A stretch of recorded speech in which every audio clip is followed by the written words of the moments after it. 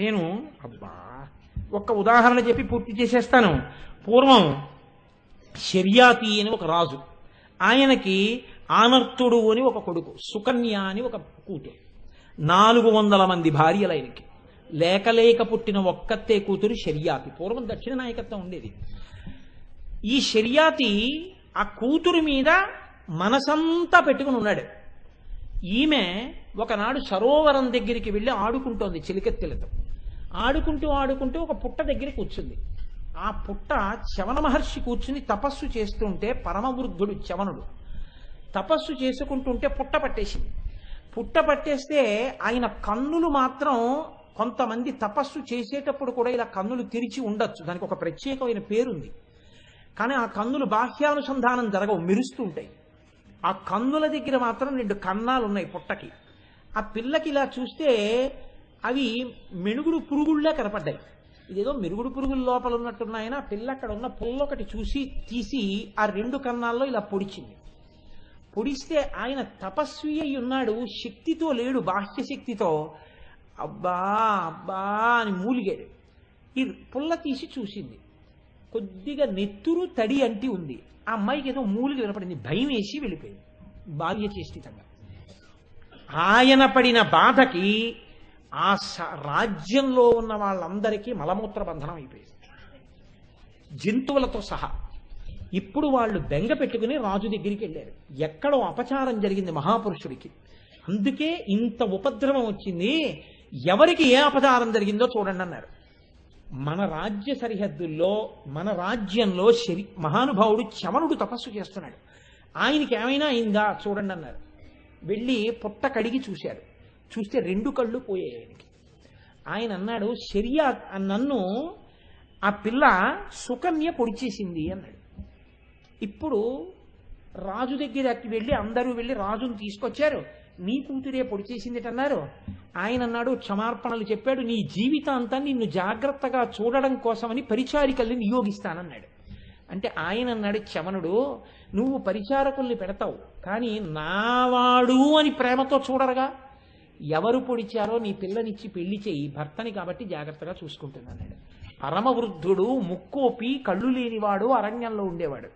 400 మంది భార్యల్ని చేసుకున్న తర్వాత లేక పుట్టినటువంటి సుగుణాల రాశి, అందాల భరిణ సుకన్య. రాజు బెంగ పెట్టుకుని మంత్రి పరిషత్తుని పిలిచాడు. ఈలోగా లోకంలో బాధ రాజ్యం అంతా, జంతువులు కూడా నిలబడిపోయాయి, మలమూత్ర బంధనం అయిపోయి. ఈ సమయంలో మంత్రి పరిషత్ అంతా వచ్చి బాధపడుతున్నటువంటి సమయంలో ఈ సుకన్య వచ్చి అంది, నాన్నగారు మీరు బెంగ పెట్టుకోకండి, తప్పు చేసింది నేను, పరమ ప్రీతితో ఆ ఋషిని నేను వివాహం చేసుకుంటానంది. చెప్పడానికి ప్రయత్నించాడు, ఆవిడ అంగీకరించలేదు. ఆఖరికి వివాహం అయిపోయింది. ఈ పిల్లని తీసుకుని పరమవృద్ధుడైనటువంటి చవనుడు అరణ్యానికి వెళ్ళిపోయాడు. ఆయనకి కళ్ళు లేవు, ఆయనకి సూర్యోదయం అయితే తెలియదు, అందుకని ఈ పిల్లే చెప్పేది. ఆయన్ని గోరువెచ్చటి నీటితో స్నానం చేయించేది. సంధ్యావందనానికి వేళ అయిందంటే సంధ్యావందనం చేసుకునేవాడు. భోజనం చేసే వేళ అయింది మధ్యాహ్నం అంటే మధ్యాహ్నానికి సంధ్యావందనం చేసుకుని అన్నం తినేవాడు. సాయంకాలం అయింది సంధ్యావందనం చేసుకోండి అంటే చేసుకునేవాడు. అన్నీ తీసుకొచ్చి అందిస్తే పూజ చేసుకునేవాడు. నోటికింతకు ముందు వచ్చు కాబట్టి మంత్రములను మననం చేసేవాడు. చీకటి పడిపోయింది పడుకోండి అంటే పడుకునేవాడు.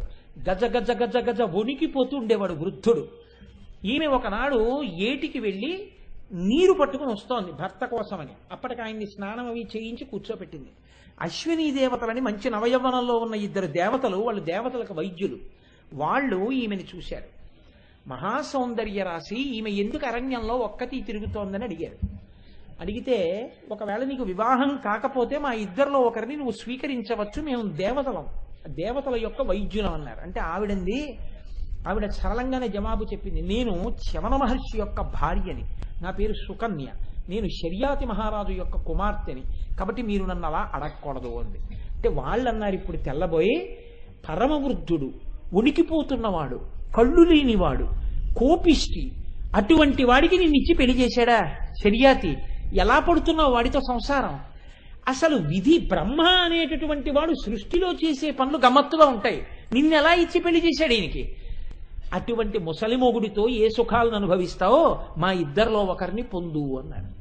అంటే ఆవిడంది, హద్దు మీరి మాట్లాడుతున్నారు, నేను చవనుడి ఇల్లాలిని, ఇంకొక మాట మాట్లాడితే మిమ్మల్ని శపిస్తానంది ఆవిడ. అని ఆవిడ వెళ్ళిపోతోంది ఆశ్రమం వైపు. ఇప్పుడు దేవవైద్యులు భయపడ్డారు. ఈవిడ వెళ్ళి చెప్తే చవనుడితో, చవనుడు మహాతపశక్తి సంపన్నుడు, క్రోధమూర్తి, మన్ని శపిస్తాడేమో అని వీళ్లే పరిగెత్తుకుంటూ వచ్చన్నారమ్మా, అమ్మ ఇందేదో అయిపోయింది, ఇంత ఎలా కష్టపడతావు?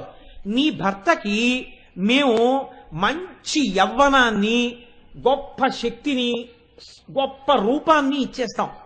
కానీ అటువంటి రూపాన్ని ఇచ్చిన తర్వాత మేము ముగ్గురం ఒక్కలా ఉంటాం.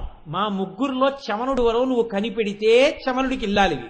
పొరపాటున మా ఇద్దరిలో ఎవరినైనా ఒకడిని చమనుడు అనుకుంటే వాడికి ఇల్లాలు కావాలన్నారు. ఇప్పుడు అది ఆవిడ పాతివ్రత్యానికి పరీక్ష. ఆవిడ అంగీకరించకుండా వెళ్ళి చమనుడికి చెప్పింది. చమనుడి నమ్మకం ఏమిటంటే తన భార్య యొక్క సౌశీల్యం మీద. ఆయన అన్నాడు, ఏం పర్వాలేదు, నన్ను తీసుకెళ్ళు సరోవరానికి అన్నాడు.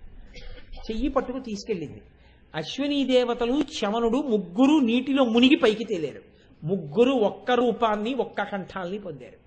వచ్చి ఒడ్డున నించుని ఏకకంఠంతో ముగ్గురు అన్నారు, ఎవరు నీ భర్తో కనిపెట్టన్నారు. చక్కగా మంచి యవ్వనాన్ని, శరీరాన్ని పొందినవాడు భర్త. పరీక్ష ఎవరికి? ఆవిడికి. ఇప్పుడు ఇంతటి మహాపతివ్రత పొరపాటున భర్త కానివాణ్ణి భర్త అని చెప్పింది అనుకోండి, ఆవిడ బెంగ ఏమిటంటే నా చారిత్రం ఏమైపోతుంది, నేనప్పుడు ఆయన్ని వివాహం చేసుకోవలసి ఉంటుంది, ఆయనతో సంసారం చేయవలసి ఉంటుంది. ఇప్పుడు ఆయన అన్నాడు, భర్త అన్నాడని ఆయన మాటకి తల ఒగ్గి తీసుకెళ్లాను సరోవరం దగ్గరికి. కానీ ఇప్పుడు నాకు పరీక్ష వచ్చింది, నన్ను ఎవరు రక్షించేవాళ్ళు? ఆవిడికి ఆలోచించడానికి అవకాశం లేదు. ఆవిడ, అమ్మా లోకంలో మహాపతివ్రత అని పేరు పొందిన తల్లి ఎవరు? ఆ తల్లి లలితాపరాభట్టారిక. అమ్మా నీకే నమస్కారం చేస్తున్నాను, నీకు ఎటువంటి పేరుందో అటువంటి పేరు నాకు కలగాలంటే నీ అనుగ్రహమే కలగాలి. ఆవిడంది, నమ పద్మోద్భవే దేవి నమ శంకరవల్లభే అని విష్ణుపత్ని నమస్తుభ్యం వేదమాత సరస్వతి ఇదం జగం తయా సృష్టం సర్వం స్థావరజంగమం బుద్ధిదాసిత్తమజ్ఞానాజ్ఞానినా మోక్షదా సదా సిద్ధిదా యోగినామం బాజయదా కీర్తిదా పునః శరణం త్వాం ప్రపన్నాస్మి విస్మయం పరమంగతాః అంది. అమ్మా సృష్టికర్త శక్తి నువ్వు, స్థితికర్త శక్తి నువ్వు, లయకర్త శక్తి నువ్వు, శక్తులకు శక్తి నువ్వు, ఆదిశక్తి నువ్వు, అమ్మలగన్న యమ్మ నువ్వు, మహాపతివ్రతవి నువ్వు. రాకూడని కష్టం వచ్చింది, నోటితో చెప్పలేదు, పతి ఎవరో తెలుసుకోలేకపోతున్నాను అనలేదు. శరణం త్వాం ప్రపన్నాస్మి ఈ మాటలు పైకి చెప్పలేదు, నోటిలో అనుకుంది. అమ్మా నువ్వు నాకు భర్తని గుర్తుపట్టగలిగిన శక్తి కృప చెయ్యి అని కళ్ళు తెరిచింది. ముగ్గురిలో చవనుడెవరో ఆవిడ తెలిసిపోయింది. ఆవిడ వేలు చూపించింది. అశ్వనీ దేవతలు పొంగిపోయి, ఏమి పాతివ్రత్యమమ్మా నీది అని చవనుణ్ణి, నవయవ్వనంతో ఉన్నవాణ్ణి, ఇంత అందాల భరిణని ఆవిడకి భర్తగా ఇచ్చారు. ఇప్పుడు చెప్పండి, ఎక్కడో అంత కష్టంలో ఏమి చెయ్యాలో తెలియని స్థితిలో తన కష్టం పరపురుషుల ముందు చెప్పుకోలేక మనసులో అనుకుని శరణం త్వాం ప్రపన్నాస్మి అనగానే ఆ తల్లి ఆనాడు సుకన్యకి పాతివ్రత్యం నిలబడేటట్టుగా శక్తిని కృప చేసేసింది. అంత కష్టంలో అమ్మా నిన్ను పిలిచిన వారికి ఆ పిలుపులు వినగలిగినటువంటి చెవులమ్మా నీ చెవులు. ఇక్కడ తలుచుకుంటే చాలు ఆ పిలుపులు వినపడతాయమ్మా. ఆ చెవులు అలంకారయుక్తములు కాకుండా ఉండకూడదు, అంత గొప్ప చెవులని చెప్పడానికి కదంబమంజరీ క్లప్త కర్ణపూర మనోహర ఇందుకుని కీర్తిస్తున్నాడు. అది ఆ చెవుల శక్తి అని మీరు భక్తిని పొందడానికి.